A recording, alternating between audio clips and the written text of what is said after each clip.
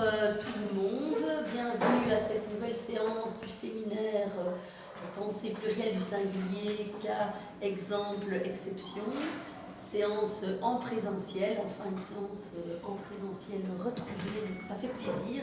Et ça fait d'autant plus plaisir qu'aujourd'hui, vous le savez, notre invité est le professeur Dominique Rabaté.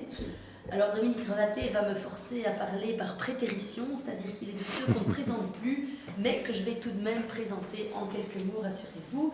Je raccourcis la présentation pour ne pas prendre trop de temps de parole, mais il est sûr qu'on pourrait s'attarder sur les multiples réalisations écrites qu'il a à son actif. Donc vous savez, Dominique Rabaté est professeur à l'Université de Paris. On ne reviendra plus sur le nom, cette université récemment fusionnée dont on a eu l'occasion de parler. Il est spécialiste de littérature française contemporaine et moderne, fin connaisseur d'auteurs comme Louis-René Desforêts, comme Pascal Quignard, Marie Ndiaye, Olivier Cadiot et beaucoup d'autres. Il a travaillé toutes les formes poétiques de l'épuisement, de l'empêchement qui traverse le XXe siècle, notamment dans son premier ouvrage, Vers une littérature de l'épuisement, paru chez Corti en 1991, dans Désir de disparaître, une traversée du roman français contemporain en 2015, et plus récemment La passion de l'impossible, paru en 2018, essai dans lequel Dominique Rabaté s'est attaché à retracer le fil de l'histoire du récit au XXe siècle, en investiguant par ce biais-là les paradoxes, les contradictions de la modernité littéraire, en prise avec la recherche d'une littérature impossible, comme disait Barthes. Dominique Rabaté a aussi exploré toutes les manifestations de la voix, de la parole, qui résonnent dans la littérature comme en un chaudron fêlé, l'expression cette fois-ci est de Flaubert, notamment dans le Politique de la voix en 1999, Le chaudron fêlé en 2006 ou encore Geste lyrique en 2013, ce qui nous rapproche aussi du thème d'aujourd'hui, cette question de la voix. Tout récemment, Dominique Rabaté, en pleine forme, s'est adonné à quelques exercices de force avec une petite physique du roman, parue en 2019, toujours chez Corti, dans laquelle, à travers 19 analyses de cas, allant de Bataille, Camus à Maïs de Kerangal ou Laurent Mouvignier, en passant par Claude Simon, Marguerite Duras, Julien Gracq et d'autres, il travaille les jeux de force qui déterminent ce qu'il appelle l'énergétique du roman et qui s'incarne progressivement dans les formes du roman. Alors je lui laisse à présent la parole pour une communication intitulée « Dire le singulier pluriel de la voix » entre commentaires et théorie, et je le remercie surtout très chaleureusement d'avoir accepté notre invitation, d'avoir tenu à venir sur place, ici à Bruxelles, en bravant les derniers dangers de la pandémie. Donc je pense qu'on peut doublement le remercier de sa présence aujourd'hui. Voilà, la parole est à vous. Merci, c'est moi qui vous remercie de cette première occasion de sortir de France depuis longtemps, et je crois que j'ai gagné le prix de la réponse la plus rapide et enthousiaste à l'invitation qui m'avait été faite. Quelques heures à peine après, je disais oui. Max une heure, voilà. 3 fois comme Molly Bloom, évidemment. Et peut-être, je crois, parce que le titre que vous avez donné à ce séminaire, Pensée plurielle du singulier, correspond presque idéalement à la définition que je me fais de la littérature. Pour être presque la définition. Donc, plaisir de cette rencontre, plaisir de retrouver Valérie chez elle, et puis le plaisir de pouvoir être là pour de vrai. Je dois dire que dans cette période interminable des confinements, il y aura peut-être eu un seul bénéfice collectif, c'est la casuistique qui nous a été imposée à tous. Et je ne sais pas si vous avez vu passer au moment du 2e confinement ou du 3e, je ne sais plus, a circulé sur Internet une parodie d'un Que sais-je, écrit par un certain Jean Lénarque, qui s'appelait Remplir l'attestation, en 128 pages, qui donnait une idée assez juste de ce qu'a été l'interminable interrogation sur dans quelle case et quel cas dois-je rentrer. L'invitation que vous m'avez faite, je l'ai entendue comme une occasion de revenir peut-être moins sur une méthode que sur un cheminement, et pour réfléchir un peu à la façon dont il m'a fallu d'une certaine manière construire les outils théoriques et historiques pour rendre compte d'une singularité, voire d'un cas. Donc, je procéderai en deux temps sous la forme plutôt d'un parcours de recherche. Et je répondrai comme ça, je crois, à ce que vous indiquez dans l'argumentaire de ce séminaire, comment une singularité fait pierre de touche pour construire un cadre de compréhension. Donc je repartirai des forêts pour une sorte de dépliage une fois encore. Je suis voué à la malédiction beckettienne une fois encore, d'un itinéraire auquel je reste fidèle. Ce qui m'amènera à reprendre certains éléments autour de la question de la voix, elle-même peut-être comme singulier pluriel, et pour finir, en arriver à une sorte de dialectique, ou peut-être plutôt de tension que de dialectique, du général et du particulier, qui me semble au cœur de la pratique et de la réflexion de la littérature moderne. Donc j'irai sans doute vers des considérations de la tension entre personnel et impersonnel. Voilà. Donc, comme vous y invitez, je voudrais repartir de ce qui a été pour moi le point de départ initial de mes travaux, c'est-à-dire le cas du bavard, ce texte de Louis-René Desforêts, que j'ai découvert en 1980, et dont l'étrangeté m'avait immédiatement retenu ou frappé, mais pas une étrangeté irréductible ou c'est pas une sorte d'apax total ou d'ovni total. C'est peut-être une question qu'on peut discuter ensemble. Est-ce qu'il y aurait des œuvres absolument apax, des œuvres absolument inclassables, puisque pour moi, l'étrangeté du texte de Desforêts s'inscrivait tout de suite dans la parenté ou dans l'ère de famille avec la chute de Camus, bien sûr, dont on sait que Camus s'est inspiré du bavard pour écrire La Chute, et des notes du sous-sol ou carnet du sous-sol de Dostoïevski. Mais en même temps, je crois que ce texte, qui brillait d'une sorte d'unicité, ou qui pour moi n'était pas relié encore à d'autres livres, même du même auteur, c'était comme s'il y avait eu ce livre tout seul, présentait le même défi. Alors, ce défi, je le présenterai bien de la façon suivante, sous la forme d'une anecdote. Je me souviens, il y a très très longtemps, à l'époque où peut-être je commençais à travailler sur Desforêts, j'avais été interrogé par des camarades sur La Chute de Camus. Et je m'étais retrouvé absolument incapable de raconter l'histoire de ce livre. Et donc, tout d'un coup, extrêmement embarrassé, voire honteux, c'est-à-dire l'imposteur démasqué, bien sûr. Ce type fait croire qu'il a lu le livre, il ne sait pas le raconter. Et énervé aussi bien de ne pas pouvoir dire ce qui me paraissait l'effet de présence très singulier de ce texte. Donc, ce que je veux dire par là, c'est que La Chute, comme le bavard ou comme les notes d'un souterrain, donne le sentiment d'une spécificité très forte des effets du texte sur le lecteur, là même où on serait plus gêné de raconter une histoire. Donc c'est moins l'histoire à raconter que quelque chose comme une présence, une imposition, une prise à partie, je ne sais pas comment il faut le dire, une force d'interlocution en tout cas, une prise à partie du lecteur. Alors, réfléchissant à ça, je me disais que j'étais un peu comme les patients d'Oliver Sacks, vous savez, dont les déficiences constitutives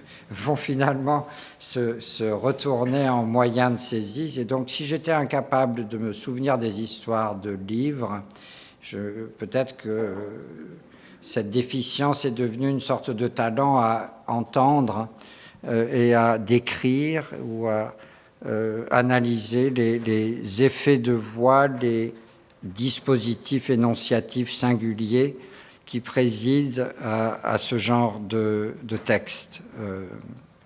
Voilà. Et donc, il s'agirait à ce moment-là de parler de livres qui sont tout à fait irréductibles à leur contenu dramatique, qui existe, bien sûr, qui ne sont pas non plus tout à fait réductibles à un style ou à une écriture, hein, puisqu'il y a une forte disjonction entre l'auteur et le parleur-narrateur qui est mis en scène dans ces textes, hein, et que c'est bien que Jean-Baptiste Clamence n'est pas Camus. Hein. Et puis, le fait qu'il y a toujours le sorte de jeu de distance d'un dispositif de fiction. Hein, voilà. Donc, si je repars de ce cas du bavard, le moteur premier pour moi, mais qui reste, je crois, le mouvement qui m'anime devant des textes qui me retiennent par leur caractère comme ça un peu irréductible à la saisie dans des cadres déjà constitués. L'idée était donc de m'expliquer cet effet de présence du texte de Desforêts, cette force d'interlocution du bavard, hein, et d'essayer d'expliquer pourquoi ce texte me touchait de cette façon, alors même que je faisais l'expérience assez curieuse de l'offrir assez généreusement autour de moi à mes amis, et j'ai eu quelques réactions extrêmement agressives de certains qui trouvaient que c'était un livre absolument impossible à lire, très agressif, dissuasif, enfin bon. Donc, je voudrais m'arrêter aussi là-dessus parce que ça concerne la question de la singularité plurielle. Lire ainsi, ça veut dire déjà d'être obligé d'interroger la subjectivité réceptrice de ces effets, qui ne peut en vérité être éprouvé que par le lecteur lui-même. C'est-à-dire que je suis bien obligé de vérifier sur moi-même ces effets, de les entériner sur un mode de subjectivité critique. C'est ça que je veux dire. Je ne peux pas être un lecteur neutre. Je dois être un lecteur qui est impliqué et engagé dans cette lecture, ce qui ne veut pas dire que c'est ma pure subjectivité qui serait ici seule en cause, hein, mais que je suis celui qui, d'une certaine manière, prend la mesure des effets du texte. Et je suis bien obligé de m'installer moi-même comme conscience subjective, voire comme inconscient de lecteur, mais pour faire fonctionner des effets esthétiques, des effets de texte qui ne marchent que si ils provoquent quelque chose. Hein. Donc la question qui m'était posée, ou que je me posais, ou que je voulais m'expliquer, c'était de savoir ce qui requiert si puissamment dans les effets de voix de ce monologue théâtralisé. Donc je reviens rapidement sur Le Bavard. Vous savez sans doute que c'est le deuxième livre de Louis-René Desforêts, publié en 1946, livre où d'une certaine manière l'écrivain encore assez jeune ruine son récent prestige de romancier qu'il avait acquis avec la publication des Mendiants. Et quand j'ai commencé à travailler à cette époque-là, au tout début des années 80, il faut souligner que la singularité de Louis-René Desforêts était à constituer. Voilà. Et je ne vais pas ici faire une sorte de petit éloge de pourquoi travailler sur des auteurs contemporains, mais le fait de participer à la constitution de ces singularités, je crois, un des bénéfices, si on travaille sur Racine ou sur Proust, il est évident que cette singularité est largement plus indiscutable. À cette époque-là, Desforêts était un écrivain assez méconnu. Selon une catégorie qu'on peut discuter, c'était un peu ce qu'on pouvait appeler un écrivain pour écrivain. Connu d'autres écrivains, apprécié, pas des moindres, de Maurice Blanchot, qui en avait rendu hommage au nom de son ami Georges Bataille, enfin bon, ami de Léris au comité de lecture de Gallimard, mais aussi au comité de la revue L'Éphémère, enfin bon, écrivain assez méconnu, au point même que quand j'ai commencé à vouloir faire ma thèse dessus, j'ai eu droit à des réponses assez drôles sur les œuvres qu'aurait pu avoir écrit le René Desforêts, mais bon, je passerai les noms propres pour ne faire tort à personne. Donc je tiens à dire qu'il y aurait une autre façon de mesurer les effets du texte de Desforêts, et qui a été celle choisie par un certain nombre de gens, serait de faire le lieu d'une autre rencontre comme enjeu d'écriture. Ce qui est certainement le cas de Pascal Quignard, comme de Pierre Michon, comme de Jean-Benoît Puech. Donc les singularités d'une écriture sont aussi celles qui mobilisent, j'y reviendrai peut-être, des sortes de solutions à des questions d'époque. Voilà. Donc ce que je veux souligner là, c'est que mon objectif premier était un objectif de l'ordre du commentaire et de la description.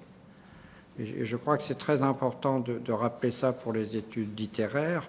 Il y a quelque chose comme la nécessité de décrire le plus justement possible les effets particuliers et spécifiques à telle œuvre, la compréhension de ces effets contradictoires avant même d'en faire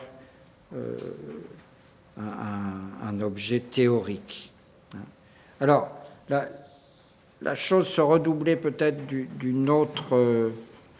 d'un autre degré de difficulté, c'est que le texte du Bavard, on peut dire qu'il parodie lui-même un cas. Il se présente comme un cas. Le narrateur souffrant d'être un bavard, et il se présente sous une forme parodique, un peu nosographique. Il est l'exemplification ironique de ce personnage peu sympathique et peu considéré. Bavard anonyme, il ne porte dans le texte aucun nom, aucun prénom, et pourtant agressivement parlant en première personne. Donc, il faut remarquer que dans le cas du Bavard de Desforêts, qui porte un titre un peu à la Bruyère, si l'on veut, un titre un peu classique, la tension est première entre une généralité sarcastique, le Bavard, et une singularité impossible à exprimer, sinon par une sorte de violente parodie de discours autobiographiques. Je ne sais pas quelle est votre connaissance du texte de Desforêts, mais Emmanuel Delaplanche a montré de façon décisive, maintenant après d'autres, que le texte était en plus écrit à partir d'un santon de citations dissimulées, de lectures clandestines, comme dit très bien Delaplanche, et de façon qui m'a toujours assez fasciné. Michel Léris, dont certaines pages reprennent des bouts entiers du texte de la littérature considérée comme une tauromachie, ne s'y est pas reconnu. C'est quand même un exemple assez fascinant d'une singularité, celle de Michel Léris, qui, passant par une forme de réécriture plagiat, citation dissimulée, ne se voit pas lui-même cité dans le texte. Voilà. Donc, ceci est important à souligner parce que ces textes qui sont des exaspérations ou des hyperboles de discours en première personne, cherchant à assurer une sorte de singularité au discours qui va être proféré, sont en même temps, donc ces narrateurs-parleurs, aussi bien celui de Desforêts que celui de Dostoïevski dans Les Carnets du sous-sol, sont dès le départ donnés comme des personnages emblématiques, ou plutôt des personnages symptomatiques.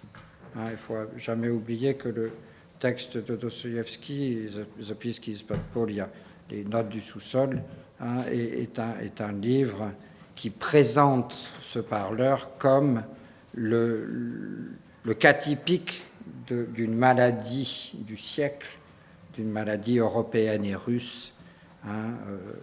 Et je reviendrai tout à l'heure sur la note finale qui met un terme à son monologue interminable.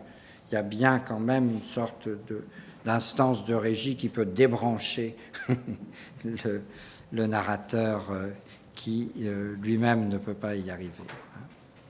Voilà. Donc, pour décrire ces effets, pour rendre compte de la singularité d'un texte, pour, d'une certaine manière, rester fidèle à un exercice qui est très typique des études littéraires, qui est celui du commentaire de texte, voire de l'explication de texte, genre ultra pratiqué dans la tradition française, un peu moins ailleurs, et dont vous savez que le but est de rendre compte, même à l'intérieur d'une œuvre, sur un texte lui-même, mais de ce qui ferait la spécificité de chaque passage. Donc il y a peut-être là, de ma part, une conformité très grande à un mode d'éducation très français quant aux études littéraires, mais en tout cas, donc, pour rendre compte de la singularité de ce texte, il fallait, et c'est ça qui m'intéresse à vous exposer aujourd'hui, il fallait effectivement assez rapidement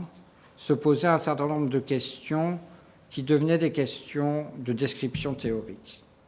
La première était bien sûr la question du cadre narratif. Voilà. Les effets du bavard tiennent à un débordement du personnage par la voix. Voilà. Et ce débordement, cette espèce d'impossibilité de cadrer, d'en faire justement un personnage qui serait mis à distance, demande à être décrit d'une façon à la fois historique mais aussi théorique, parce que une partie importante de ce que produit le texte tient à la confusion et à la distinction complexe du parleur et de l'écrivain. On trouve la même chose chez Beckett. Parce que tout d'un coup, la frontière ou la distinction est plus difficile à tenir, même si il ne s'agit jamais de confondre Beckett avec ses narrateurs. Mais même si, dans l'œuvre de Beckett, ce qui complique bien les choses, c'est l'indistinction du créateur et de la créature.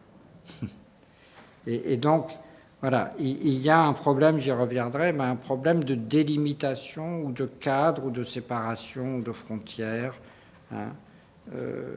qui, assez rapidement pour moi, est devenu un problème qui était peut-être d'abord plus un problème théorique dans les années de ma thèse, et puis qui est devenu peut-être plus tard plus un problème historico-théorique. J'y reviendrai. Voilà. En tout cas, il s'agissait sans doute de réfléchir à l'exemplarité douteuse de ces narrateurs, à leur singularité critique à tous les sens du terme. Voilà. Donc le deuxième point, c'est qu'à ce moment-là, il m'a semblé qu'il fallait rentrer dans une démarche de l'ordre du commentaire qui consistait à réfléchir à ce que ça voulait dire de lire des effets de voix. Et donc d'être confronté à des questions théoriques et historiques. Ce que j'ai appelé un problème de cadre narratif, on peut le décrire d'une autre façon, c'est que les textes auxquels j'ai fait allusion, donc on pourrait y mettre l'innommable, la chute, les notes d'un souterrain,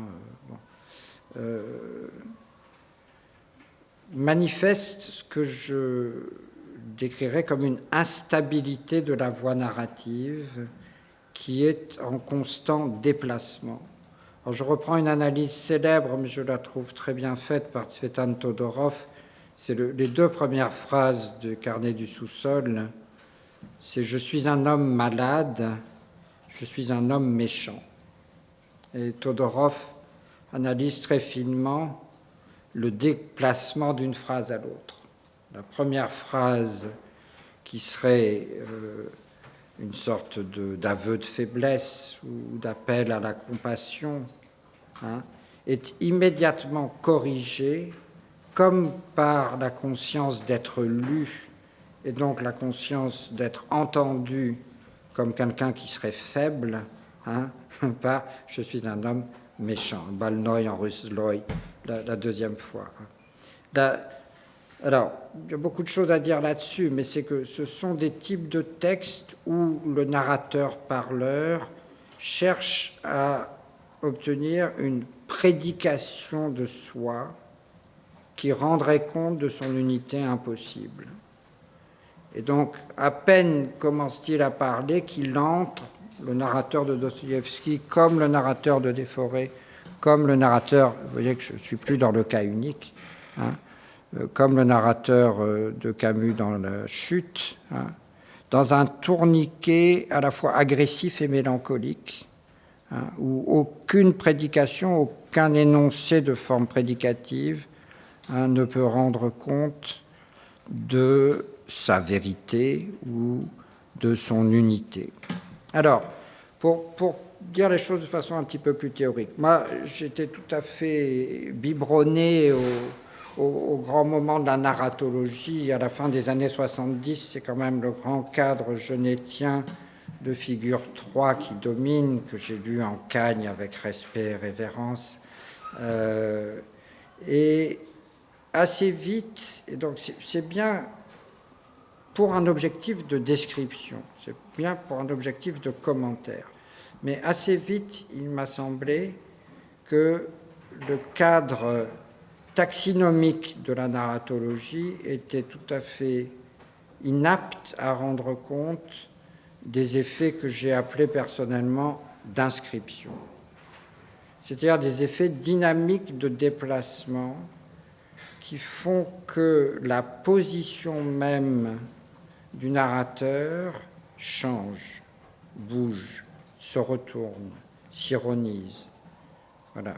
Et que vous pouvez très mal décrire ces livres selon un schéma qui leur attribue une sorte de formule stable, unique, narration autotruc, machin hétéro quoi, hein, de ces années-là.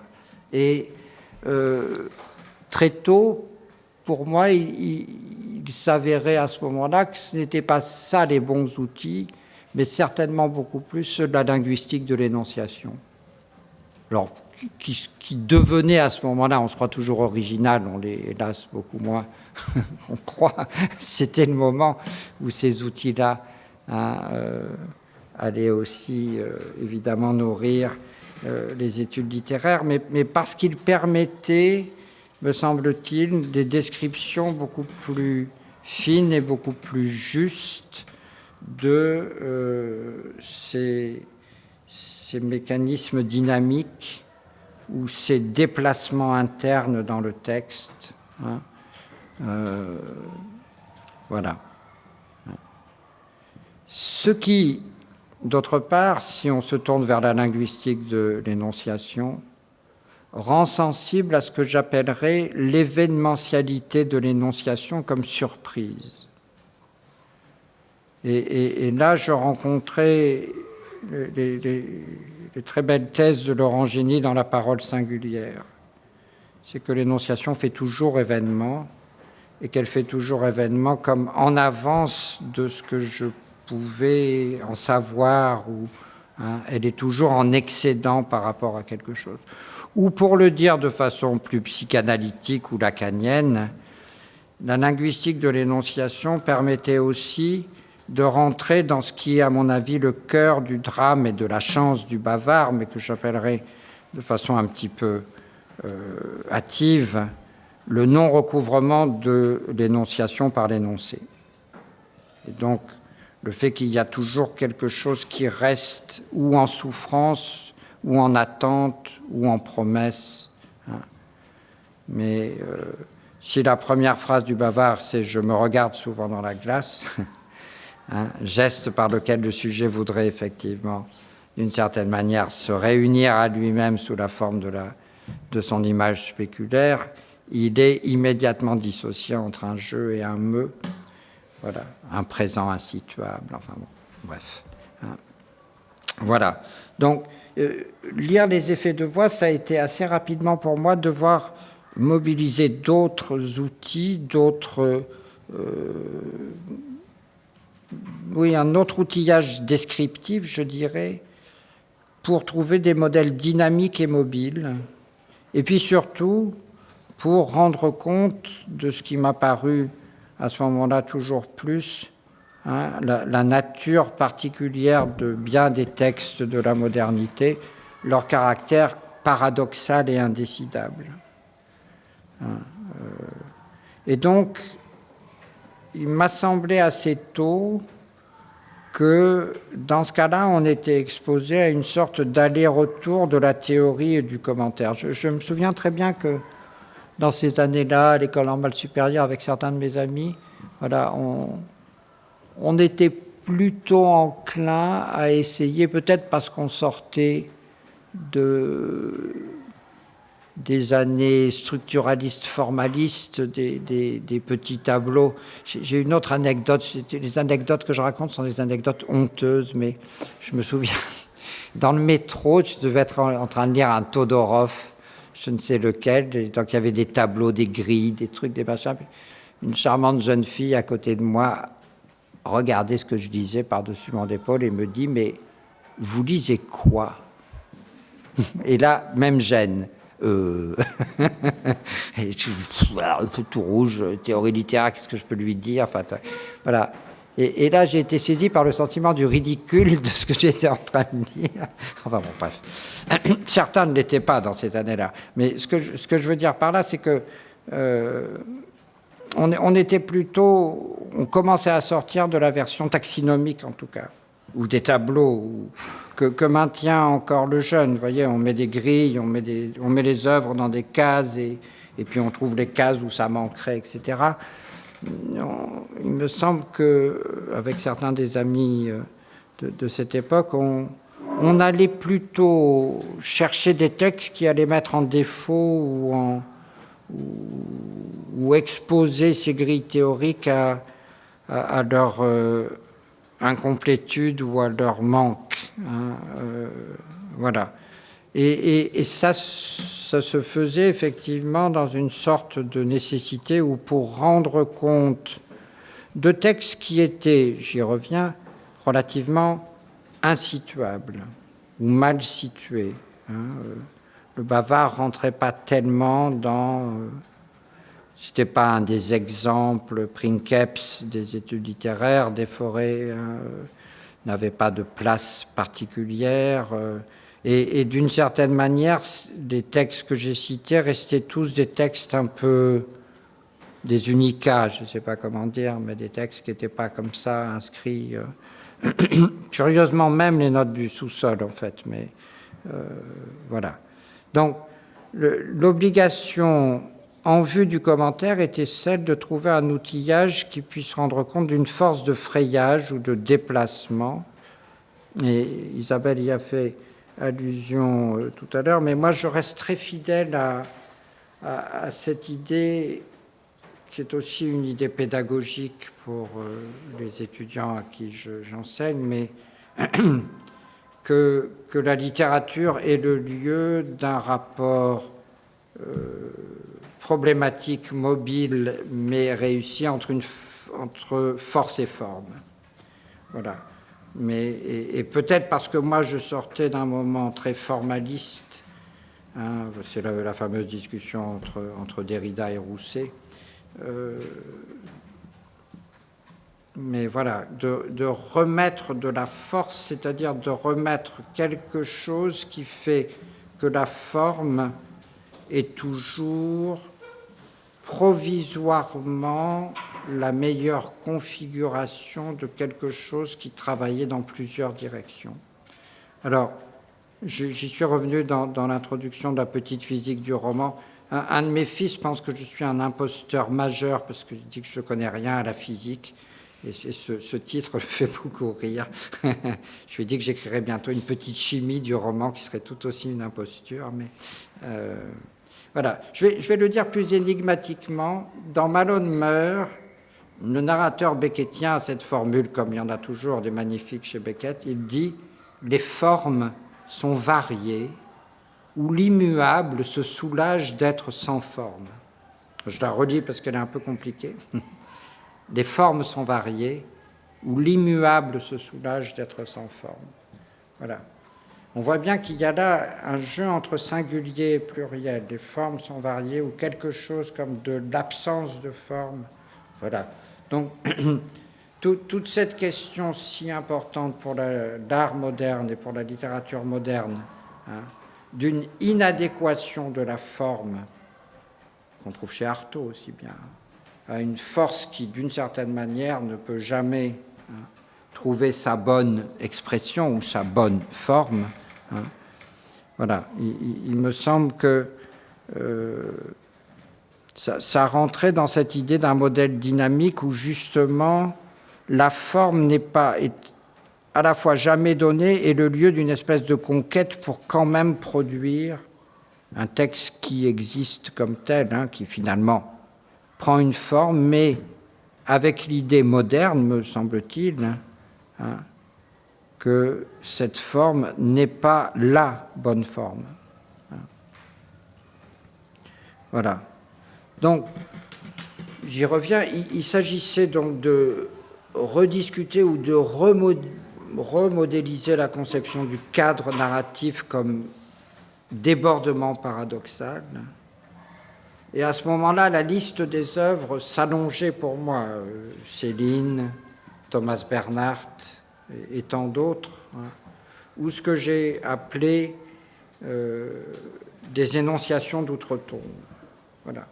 C'est-à-dire, je voudrais insister un tout petit peu sur le fait qu'un certain nombre de textes tirent leurs effets les plus puissants de l'impossibilité de leur énonciation, de l'insituabilité de leur énonciation, de leur caractère scandaleux. Et ça peut s'appliquer à beaucoup de textes, mais effectivement, je crois qu'à partir de là, ma méthode, s'il y en a une, ou ma manière de commenter les textes, a été très tôt attachée à ne pas réduire le caractère scandaleux des énonciations de ces textes. J'en prends deux exemples. Un que je vais juste, sur lequel je passerai assez vite, il est ancien, mais j'y tiens toujours assez, c'était la lecture de L'étranger de Camus. Et j'avais été très frappé que quelqu'un comme Brian Fish, qui est un commentateur, un spécialiste de Camus de ces années-là, alors Fish, tout son problème était de rationaliser l'énonciation de L'étranger, de dire, voilà, c'est Meursault qui, dans sa prison, etc. Bon, voilà. Et c'est pas simplement que j'étais pas d'accord avec lui, mais je pense que si on fait une meilleure description, donc c'est un problème descriptif d'abord, c'est un problème de commentaire. Alors, ça veut dire quoi ça? C'est un problème de commentaire dans le sens où il s'agit de donner à chaque partie du texte son relief particulier et peut-être sa différence particulière. Donc, par rapport à la lecture de Brian Fish, la mienne insiste au contraire sur l'hétérogénéité irréductible de la première partie et de la deuxième partie. Et considère que pour lire L'étranger dans la violence de ses effets, hein, parce qu'à mon avis, toutes les lectures qui rationalisent sont des lectures qui classicisent, ou sont des lectures qui, d'une certaine manière, apaisent, voyez, donnent au texte une sorte... Alors que, de façon assez étonnante, tout nouveau lecteur ou nouvelle lectrice de L'étranger est toujours confronté à la même irréductible étrangeté de ce texte. Et l'irréductible étrangeté de ce texte, c'est que le mode de dénonciation de la première partie n'a rien à voir avec celui de la deuxième partie. C'est-à-dire qu'en vérité, tout le livre se construit autour d'une espèce d'impossible recouvrement, autour et après la mort de l'Arabe d'ailleurs.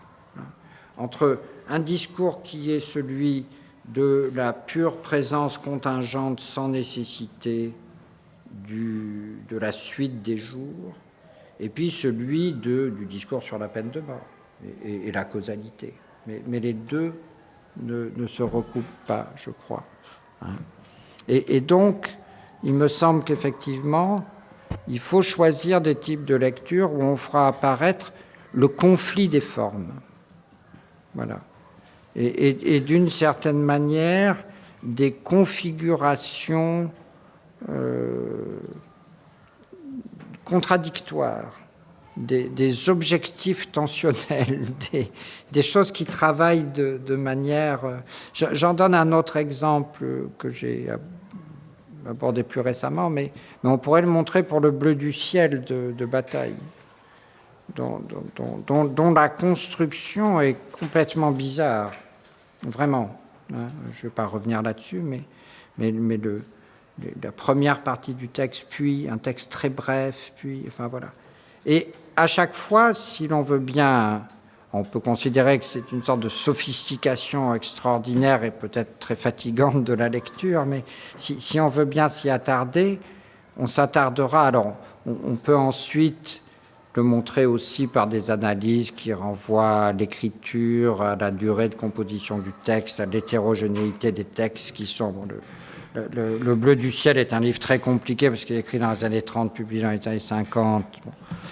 C'est pas le cas de L'étranger. L'étranger, il y a une lettre très très belle que Camus écrit juste après avoir fini L'étranger à sa femme, où il dit « J'ai écrit ça quasiment en une semaine comme un somnambule ». Et je pense, moi, que pour écrire ce genre de livre, il faut l'écrire comme un somnambule. C'est-à-dire que si vous commencez à vous dire « mais en fait ça marche pas », vous l'écrivez pas. Il ne marche que parce qu'il ne marche pas, d'une certaine manière. Ou comme un somnambule, il marche en dormant. Enfin, il y a quelque chose... Hein, voilà. Ou alors, l'autre exemple qu'on peut donner, mais il est plus classique, c'est celui de ce que Faulkner appelle lui-même le tour de force. Le tour de force de As I Lay Dying, c'est-à-dire le faire parler une morte. Mais dans Le bruit et la fureur, un des trois monologues est un monologue certainement depuis la mort, hein, celui de Quentin. Si vous suivez bien toute l'affaire, il est mort, il s'est suicidé. Hein, voilà. Donc, les effets d'énonciation... Alors, vous voyez, ça a d'abord été pour moi un problème plutôt de description théorique du débordement du cadre ou de l'insituabilité en régime réaliste du texte. Voilà. Bon. Après, c'est devenu aussi une question historique, c'est-à-dire à partir de quel moment la littérature est-elle obsédée par ces situations qui consisteraient à pouvoir faire parler depuis le moment de la mort même en train d'arriver. Et cette histoire-là, elle commence plutôt dans la deuxième moitié du XIXe siècle. Voilà. Et elle est liée aussi à la possibilité du discours intérieur de celui qui est en train de mourir, qu'on saisira au bord de son agonie. Donc, ça, c'était une première ouverture, si vous voulez, à partir d'un cas. Hein. La deuxième ouverture, donc, tout ça m'a pris beaucoup de temps ensuite, et je n'avais pas du tout calculé que ce cas-là allait évidemment... mais c'était l'obligation de reprendre l'articulation entre voix et personnage. Alors là, c'est un problème à la fois classique, un problème théorique, un problème historique. Hein. Mais il m'a semblé que, en commençant par le bavard, en rentrant là, hein, on était plus ou moins obligé de se demander pourquoi la littérature du XXe siècle avait été amenée à déborder le personnage par la voix. Et qu'est-ce qui changeait dans la manière de décrire, hein, si justement on ne pouvait plus tout à fait dire personnage, mais qu'il fallait dire voix. Hein. la question, si l'on veut, de l'illimitation du point de vue du personnage. Alors, ça amène directement à toute une discussion avec Bakhtin, bien sûr. Alors, ça tombait bien parce que Bakhtin est arrivé en France dans ces années-là, 80, avec le personnalisme de Bakhtin, je crois, il faut dire aussi, ou avec Ducrot, puisqu'on se retrouve à une sorte de limite du système dialogique. Et c'est assez drôle, j'ai un peu réfléchi là-dessus après, mais le livre très célèbre de Bakhtin sur Dostoïevski est un drôle de livre, notamment dans l'analyse des notes de souterrain qui fonctionnent de façon très très différente des Karamazov ou de Crime et Châtiment, avec cette idée très étrange que défend Bakhtin quand même dans ce livre, qui est que les personnages de Dostoïevski seraient à égalité avec Dostoïevski dans le point de vue qu'il porte sur le monde et la morale qu'il délivre. C'est très facile de prouver le contraire. Je veux dire, Crime et Châtiment, une conclusion morale assez édifiante et indiscutable. Quand même, la pitié, la prostituée, enfin bon.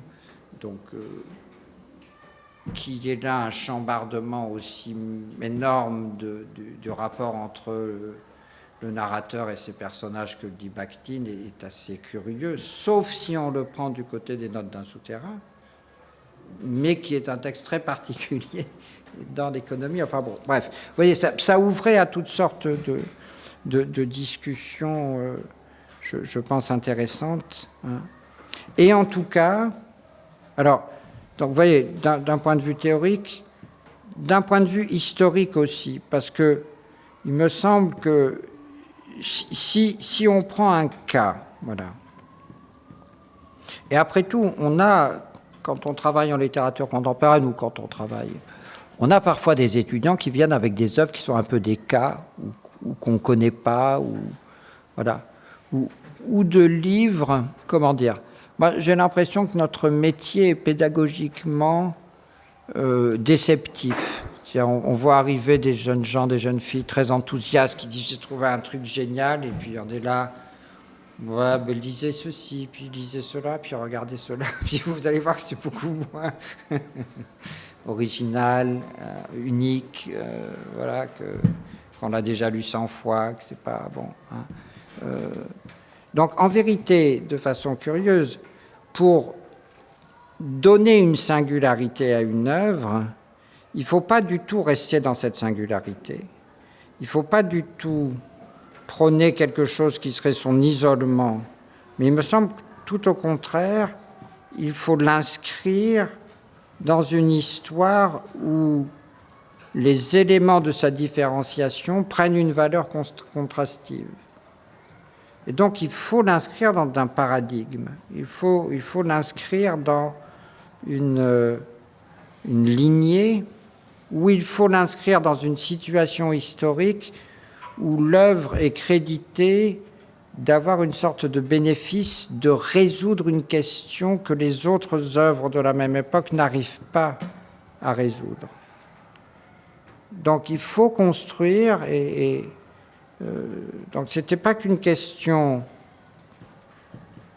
théorique. Alors peut-être que pour moi, la question était plutôt théorique. En arrivant à Bordeaux, en rencontrant Yves Vadé, en m'inscrivant dans l'équipe qui s'appelait Modernité, je pense que ça m'a été très bénéfique et très utile parce que tout d'un coup, c'était aussi de devoir penser ça sur une sorte d'échelle historico-théorique. Enfin, voilà, mais on peut en discuter, mais je pense de toute façon que nous n'avons pas le choix que de faire des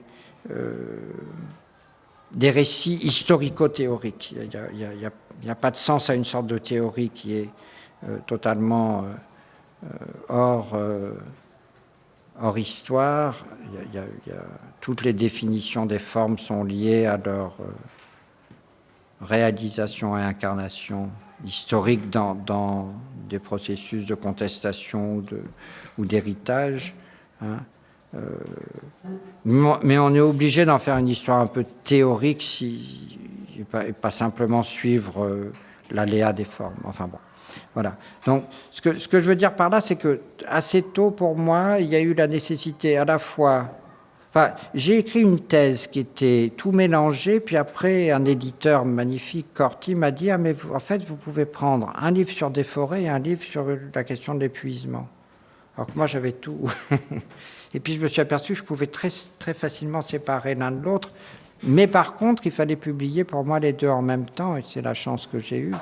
Mais c'est-à-dire qu'il n'y avait pas un livre sur des forêts pour dire « Regardez, voilà un nouvel écrivain là », mais l'intérêt de lire des forêts, c'était que c'était un des auteurs qui expliquait cette espèce de basculement vers les questions paradoxales de la voix au XXe siècle, et qu'il fallait le lire avec Camus, avec Blanchot, avec Bataille, avec bien d'autres, hein, avec ce que j'ai appelé à ce moment-là la question de l'épuisement, hein.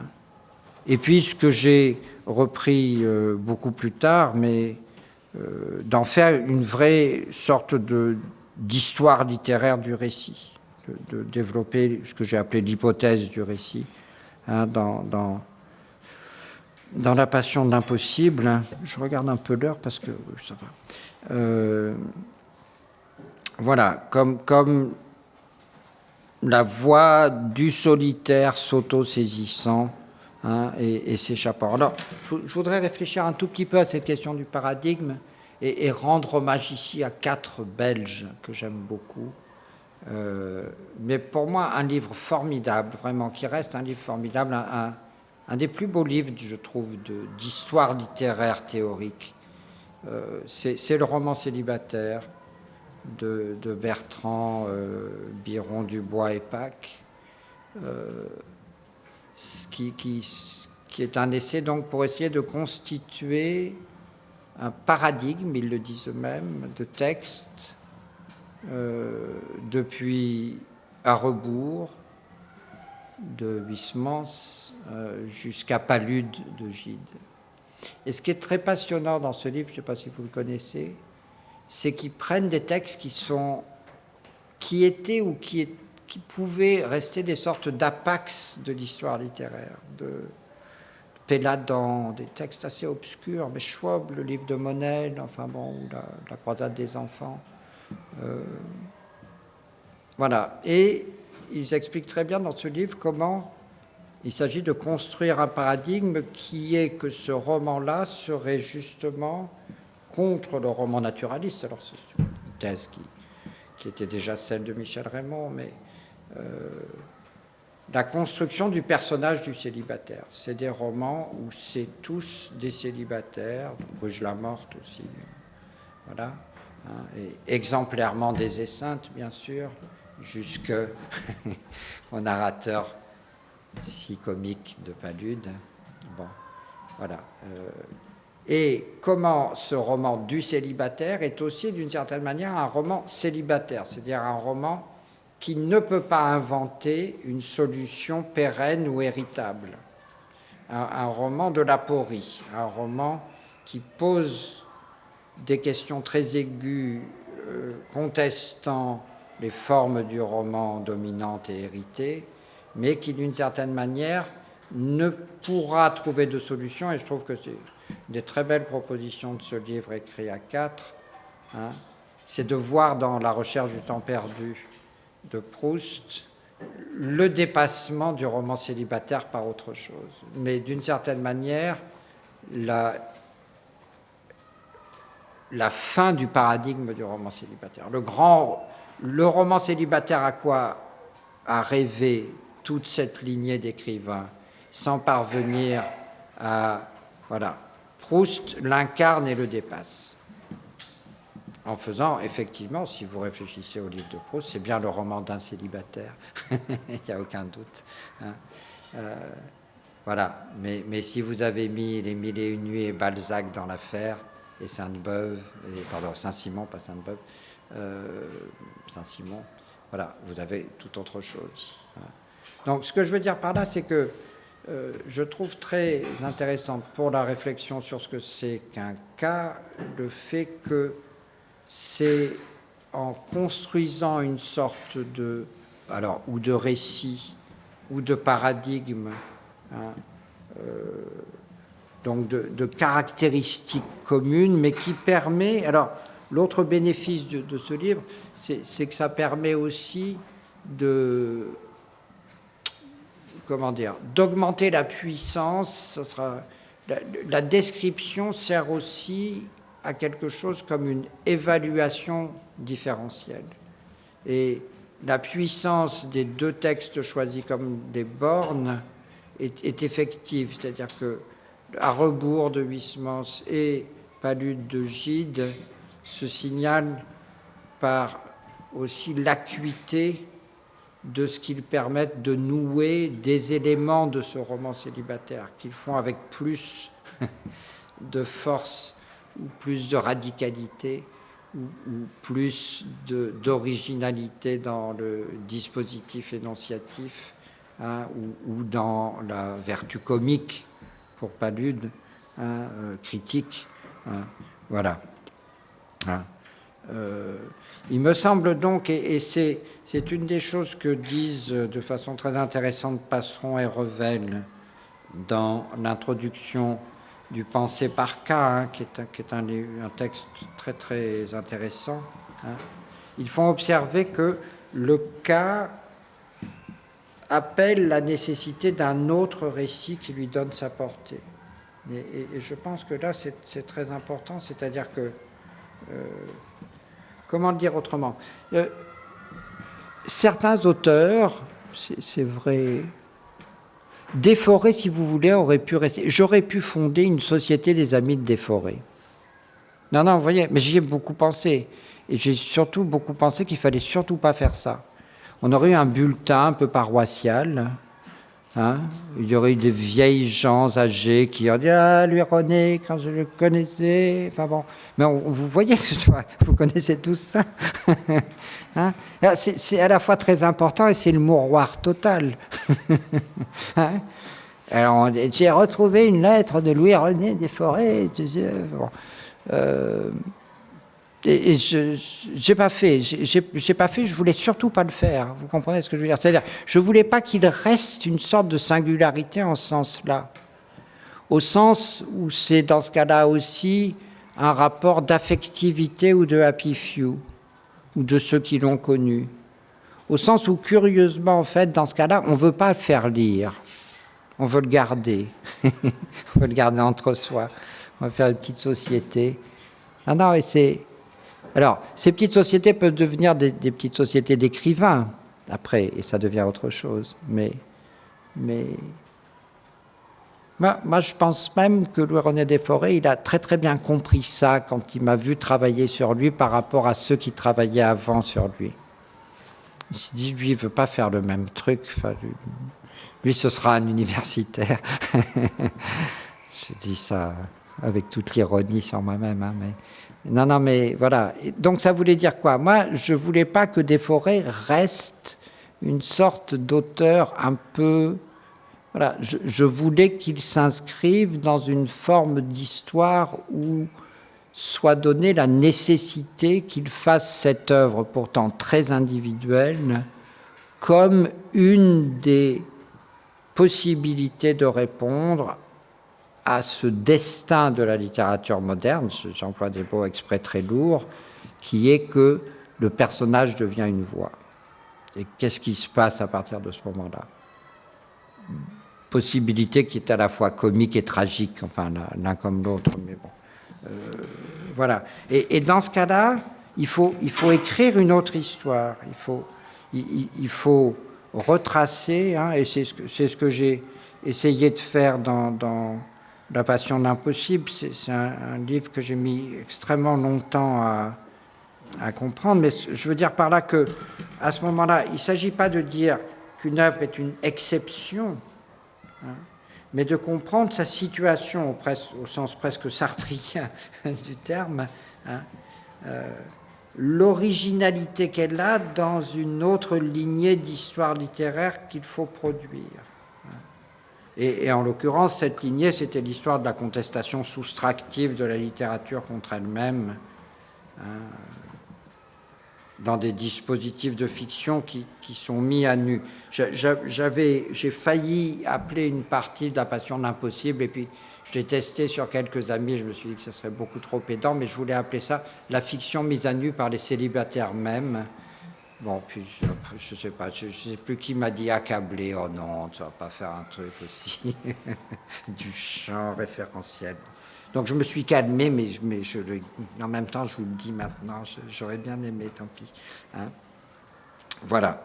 Donc je passe maintenant à la question des effets de voix, parce que effectivement, à ce moment-là, l'œuvre de Desforêts, le bavard, mais c'est pas que le bavard, bien sûr. Hein, doit être lu comme une sorte de comble de l'expressivité monologique en première personne, mais c'était ça, c'était à la fois une question de description et une question de théorie. C'est joli de dire le personnage est remplacé par la voix, mais qu'est-ce que c'est que cette affaire de voix, hein? Et qu'effectivement, à ce moment-là, et j'arrive à une autre possibilité de prendre le titre de votre, l'intitulé de votre séminaire, hein, c'est que dans tous ces cas-là, Dostoïevski, Desforêts, Beckett exemplairement, voilà. Donc, il y a eu un moment où ça m'a déporté aussi vers Beckett, bien sûr. Mais il faut bien voir l'effet de sidération que produit la première trilogie sur Lindon quand il la reçoit, quand même. Sur un truc qui, bon. C'est que la voix, elle est autant parlée que parlant. Parler que parlante, je ne sais pas s'il faut mettre. Hein, voilà. Et donc, il me semble que là, c'est un autre lieu de tension fécond pour le commentaire. C'est l'articulation du singulier et du pluriel dans la voix même. Moi, j'ai toujours été frappé que le mot voix s'écrive pareil au singulier et au pluriel en français, c'est un X. Hein, voilà. Et donc, à partir de là, il y avait à la fois quelque chose qui mobilise du désir de commentaire et des possibilités d'écrire une écriture critique de commentaires sur ces textes-là, mais aussi de théoriser sur ce que j'appellerais la jonction et la disjonction du sujet et de sa voix. Parce qu'en fait, d'une certaine manière, ce que raconte le bavard, c'est la jonction et la disjonction qu'il y a entre un sujet et sa propre voix. Et donc, il faudrait même plutôt dire la jonction et la disjonction du sujet et de ses voix, parce qu'il n'en a jamais qu'une seule. Comme on le voit dans l'Innommable, hein, avec toutes les incarnations et les prête-noms, hein, de la voix beckettienne qui peut s'appeler Mahout, Worms, etc. Bien. De la tension entre l'intérieur et l'extériorisation, le dehors et le dedans. Voilà. Cette voix qui est la mienne, mais que j'entends comme toujours autre que la mienne. Alors, cette expérience dont parle Malraux, notamment, hein, et bien d'autres, il est curieux de se dire qu'elle est une expérience historiquement récente, que nos possibilités de nous entendre enregistrer, et cette expérience très désagréable, très désagréable que c'est, hein, a manqué pendant si longtemps à l'humanité, mais elle est sans doute constitutive, hein, de ce rapport à quelque chose qui est que la voix que j'entends en moi-même n'est pas la voix que vous entendez, et que si je l'entends objectivée par un appareil d'enregistrement, hein, je ne la reconnais pas. Voilà, c'est pour ça que je parle de jonction ou disjonction, hein, de tension. Hein. Tension donc entre des effets de présence et un fort intérieur qui serait déjà altéré. Hein, voilà. Et en tout cas, il me semble que ce qui m'intéressait et qui pouvait être l'ouverture à la fois donc d'une description, mais aussi d'une théorisation du sujet, c'était ces voix plurielles du singulier, cette singularité pluriel de la voix, où parlent les voix des autres, à la fois incorporées, ventriloquées, ventriloquantes. Voilà. Et l'hypothèse à ce moment-là aussi, c'est qu'un texte littéraire donne cela à entendre ou à saisir, donne à entendre cette espèce de polyphonie monologique, qui pose un redoutable problème à la théorie dialogique de Bakhtin, mais bon, voilà. Donc à ce moment-là, on mettra l'accent sur un effet de présence, effectivement, plutôt que sur un style, et on dira que la singularité est une singularité énonciative, aux prises avec la dépossession de la parole qui se dévide, ou qui se vide, à la recherche d'un point d'unité peut-être impossible à trouver à l'intérieur du texte.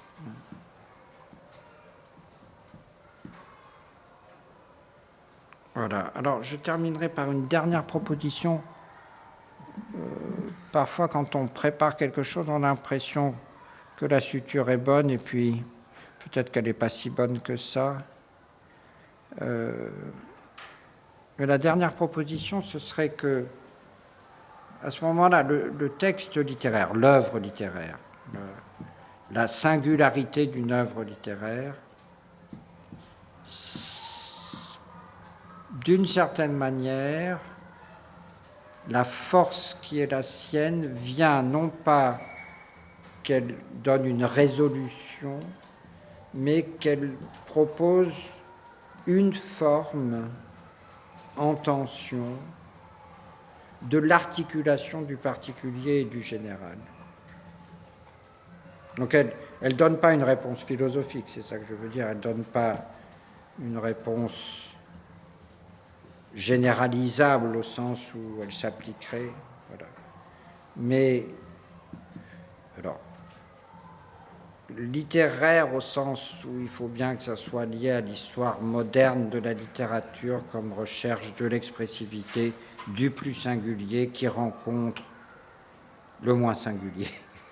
Bon, voilà, je me permettrai d'aller très vite sur ça. Voilà. Ou pour le dire autrement, comme je l'essayais à la fin du roman et le sens de la vie, ce serait une articulation tensionnelle entre le plus personnel et le plus impersonnel. Voilà, mais qui n'a pas valeur. Voilà. D'une certaine manière, la littérature ne fournirait qu'une série de cas qui seraient indécidablement entre une singularité sans leçon et une généralisation partageable. Hein? J'ai regretté de ne pas pouvoir discuter avec Laïla Raïd la dernière fois, pour des raisons techniques. J'ai plaisanté sur Teams tout à l'heure, je ne vais pas refaire mon numéro pro Zoom, puisqu'en plus, je n'ai pas réussi à me connecter à Zoom après, donc tout ça avait l'air d'une farce. Mais dans le texte qu'elle avait donné, il y avait une citation de Proust sur laquelle elle passait très vite. Moi, je ne sais pas si vous avez eu l'occasion, je n'ai pas pu mais revenir là-dessus, parce que s'il y a bien un auteur pour lequel la tension entre le particulier et le général est quand même suraiguë, c'est Proust. Enfin, on peut quand même faire de Proust la lecture quasi platonicienne qu'en fait Deleuze. Donc Dieu sait qu'il aime les lois générales quand même. Et le particulier, le plus particulier. Enfin bon, voilà. Donc dans cette optique, je voudrais juste revenir à la mort d'Ivan Ilitch rapidement, sur cette question d'articulation du singulier, du particulier et du général. Alors, vous savez sans doute que, si vous l'avez lu, que la mort d'Ivan Ilitch se présente sous une forme tout à fait intéressante, puisque le premier chapitre nous raconte la mort déjà arrivée et l'enterrement d'Ivan Ilitch. Donc, ce n'est pas du tout la question de savoir si Ivan Ilitch va mourir qui mobilise notre lecture. et même une espèce de première comédie sociale assez grinçante. Donc, l'enjeu du texte n'est pas du tout si Ivan Ilitch va mourir ou non, mais de quelle manière la mort va permettre l'expérience fondamentale d'une réappropriation par le mourir de sa propre vie. Question tolstoïenne par excellence, c'est-à-dire de se réconcilier à l'authenticité de la vie.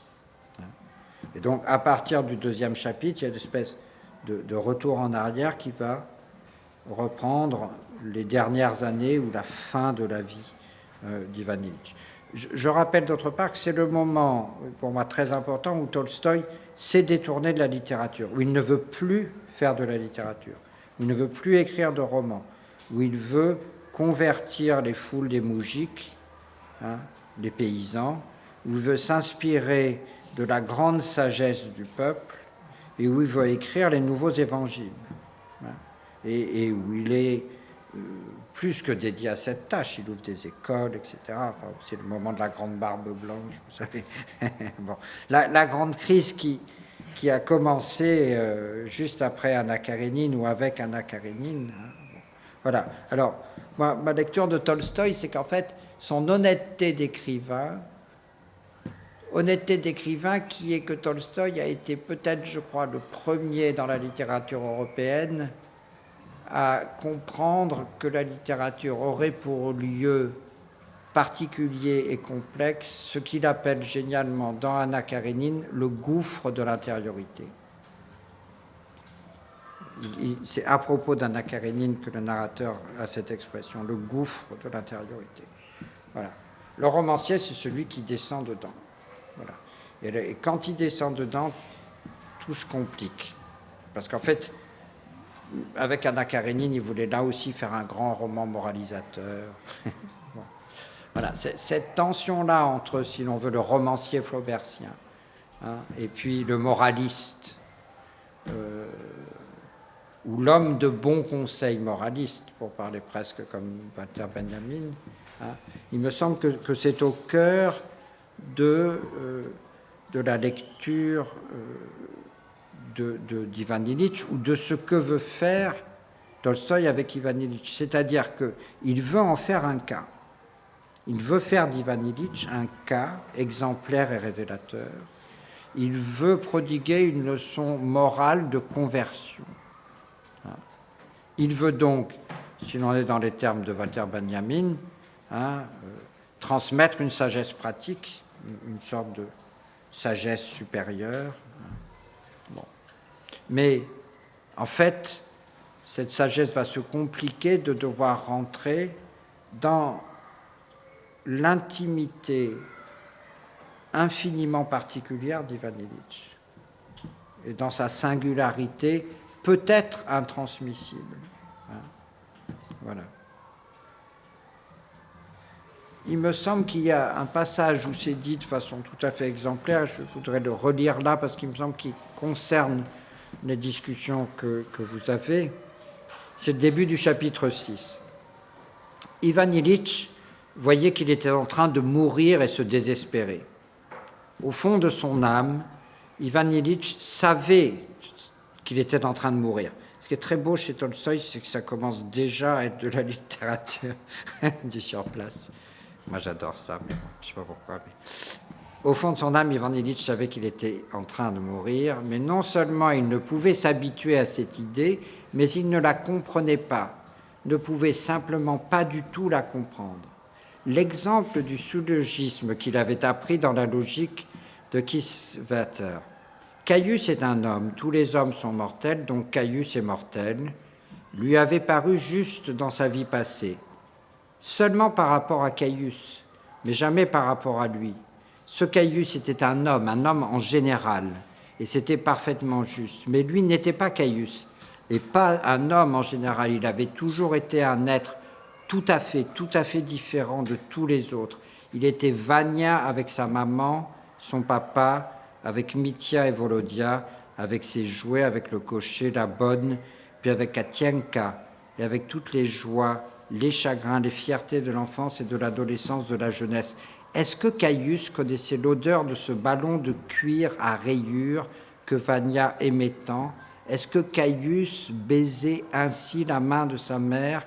Est-ce pour Caius que la jupe plissée en soie de sa mère froufroutait de cette façon? Est-ce que lui qui avait protesté à l'école de droit à propos des petits pâtés, est-ce que Caius avait été amoureux comme lui? Est-ce que Caius avait présidé comme lui une séance?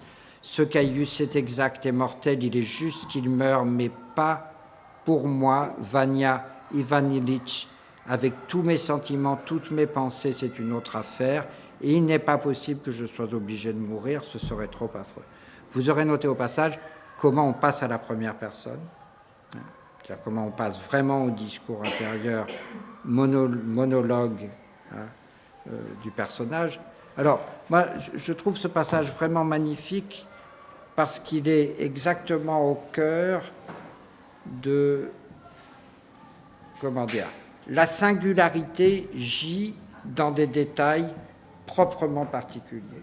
La robe qui froufroute pour Vania, et ces singularités ont la forme d'une liste inépuisable de fragments autobiographiques entièrement individuels. Mais, donc, le contenu de chacun de ces fragments n'appartient qu'à chacun. Mais par contre, est absolument partageable le fait d'y glisser d'autres types, les nôtres, vous voyez. Donc, peut-être pas la jupe qui froufroute de la mère, ma mère n'avait pas des jupes qui froufroutent, mais je peux. Hein. Je n'ai peut-être pas eu de ballon à rayures, mais enfin, vous voyez ce que je veux dire. Il y a donc, et c'est pas une forme générale, c'est que c'est la forme du je me souviens, du I remember reprise par Pérec. La force de ce texte-là, c'est que je n'ai pas les mêmes souvenirs forcément, n'étant pas de la même année, etc. Chacun aura les mêmes, mais en fait, j'ai la même puissance d'engendrement de la rêverie de quelque chose qui est idiosyncrasique et pourtant partageable dans cette forme-là. J'y mets autre chose et c'est la même émotion, c'est ça que je veux dire. Et donc, à ce moment-là, il me semble qu'on touche à quelque chose qui devient, c'est pour ça que c'est Flaubert, Tolstoï, pour moi, sont des auteurs très importants, mais parce qu'on touche au presque rien de la singularité commune de chaque vie, qui tient à l'ensemble de ces petits détails, à la fois irremplaçables pour chacun et d'une certaine manière commun. Hein. Donc, il y aurait à ce moment-là, comme lieu de la littérature, quelque chose comme une singularité incommensurable et pourtant partageable dans la manière de se rapporter aux émotions. Je peux qu'on frappait. Voilà. À partir de là, je crois aussi que s'ouvre pour la littérature moderne, mais dans la logique de la littérature précédente, bien sûr, mais le champ infini de la variété du particulier. C'est Leila Raïd qui disait dans quel type de description faudrait-il décrire tous les meubles dans celui-là. Voilà. Jacques Borel qui redécrit tous ses vieux habits, qui écrit l'autobiographie de mes vieux habits. Et il se souvient de son pull marron qui... Enfin bon, voilà. Donc, l'interminable tâche de la reconvocation de chacune des situations émotionnelles. Après, c'est funeste chez Borges, hein, c'est celui qui n'arrive plus du tout. Bon. Mais voilà, ces détails insignifiants et pourtant chargés de quelque chose comme un contenu affectif absolument irremplaçable. À partir de ce moment-là, je crois aussi que si c'est ça, si c'est ce type de singularité qui est visé, non pas comme une réponse philosophique générale, mais comme à chaque fois du particulier, en tant que ce particulier est incommensurable au sens de Benjamin, il n'a pas de commune mesure avec les autres, mais il est le même, il est aussi banal, il n'a pas plus de dignité, il n'a pas plus de valeur. Donc à partir de ce moment-là aussi, et ça, c'est une question importante sur la question du cas, il n'y a plus d'exemplarité morale univoque. Et d'une certaine manière, me semble-t-il, la littérature ne peut plus servir à être une sorte de catalogue de choix moraux sur le mode de la casuistique traditionnelle. Parce qu'elle est plutôt devenue justement l'endroit où est mise en question, en cause, l'exemplarité même. Je ne dis pas qu'elle est niée, je pense qu'il reste l'exemplarité de ce que serait qu'une bonne vie. Donc, il y a bien, je l'ai dit, c'est plutôt la tension entre le particulier et le général. Il y a quelque chose qui pourrait encore tendre à l'exemplarité, mais qui doit être compliqué d'une sorte de discussion possible ou d'interrogation ou de soupçon plus ou moins comique, plus ou moins tragique, de la valeur d'exemplarité du cas. Mais qui n'empêchera pas qu'il va falloir dire le cas dans toute sa spécificité, dans toute sa singularité à ce moment-là, et en dire les conditions les plus spécifiques. Voilà, merci.